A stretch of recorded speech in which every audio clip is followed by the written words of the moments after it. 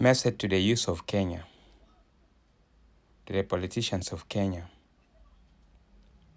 and to all those who care about the total transformation of Africa. Dear youth, in events where the state believes it can take everything from the people,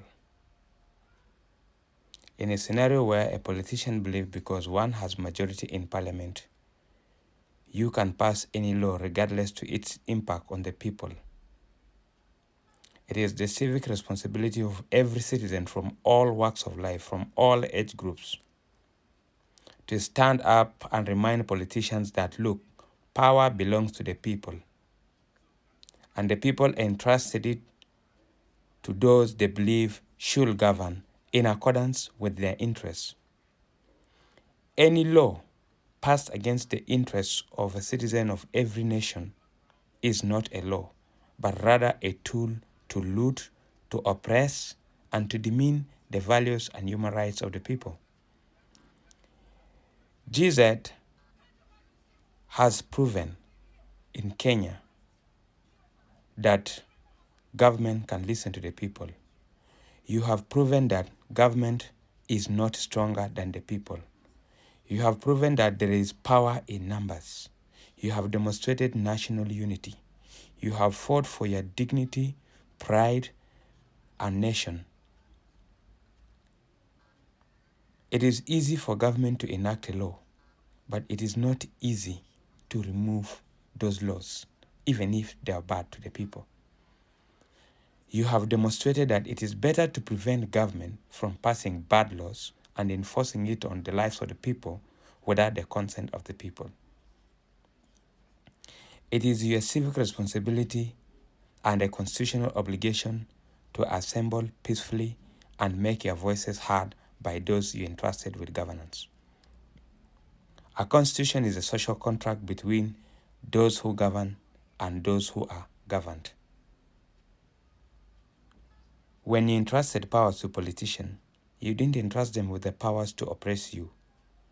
You didn't trust them with the powers to break a neck with taxes which you cannot be able to pay.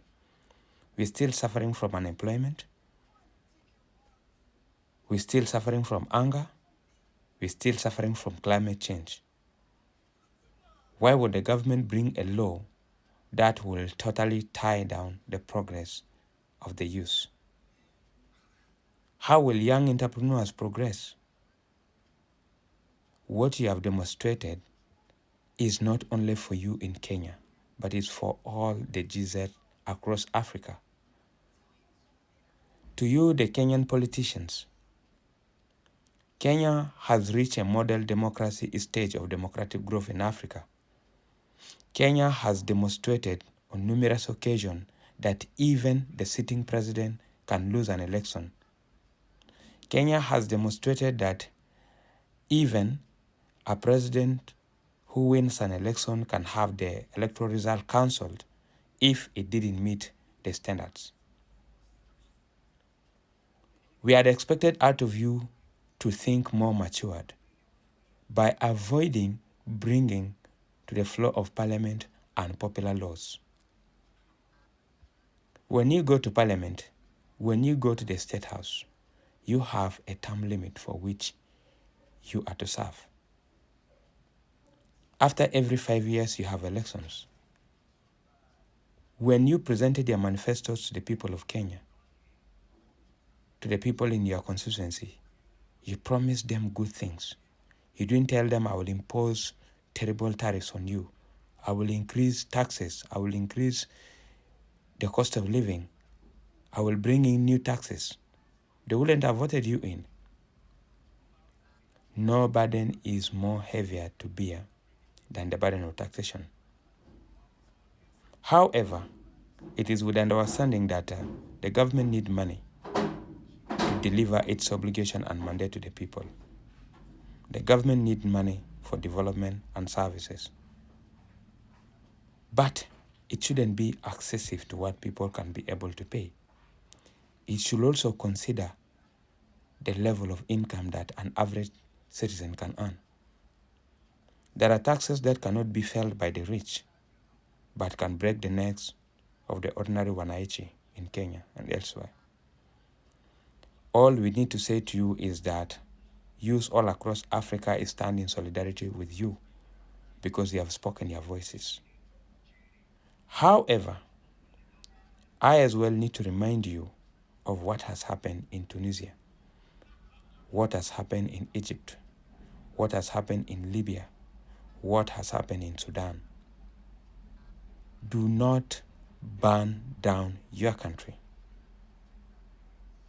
Do not cripple the progress that you have achieved within 60 years of independence. Do not destroy your infrastructure. Do not destroy your constitution. Continue to address your grievances peacefully and constitutionally. If you throw the country back to anarchy, it is not politician alone who pays the prices. If you bring to all the public service, it is every one of you who pays the prices of this. You have justifiable grievances to reject whatever bad law and whatever politician that you entrusted with power who have turned that power against you. But please, don't destroy Kenya. We envy you. We envy the progress of Kenya. But it can go down. Whatever progress he made in 50 years, in 60 years, can go down in one day if you burn down the country.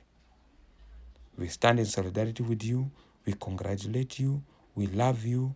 And we say, keep it up, keep it responsible. Thank you.